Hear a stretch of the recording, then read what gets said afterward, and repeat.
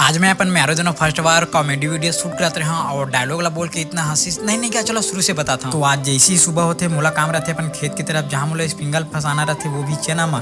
तो फाइनली स्पिंगल फंसाए के बाद मस्त चालू वालू करें एंड फिर मोर दोस्त के कॉल आते कि चलना कमरदा जाबा मोर कुछ काम है बोलिस तो हमारे लिखन गिरे कमरदा के लिए। एंड फिर मार्केट पहुंचे के बाद सबसे पहले हमारा काम रहते विद्युत केंद्र में, जहाँ पहुंचे के बाद ना ये मीटर ला तो देख ही सकत हो कितना खराब और एक धनिया आगे जिन्हें कमलेश के, और यही ला चेंज करवा के ना नया मीटर लगवाना रही से। एंड मीटर ला चेंज करवा के हमारा थन घर में जहाँ मोला वीडियो शूट करना रहते कॉमेडी वाला। और ये कॉमेडी वीडियो शूट में कुछ ऐसे डायलॉग रहते जो लब बोल के ना मोर में यारो बिकट हंसीगा का ही बताऊं। और चलो तो तुम सुनाओ ये डायलॉग ला, चल पटक।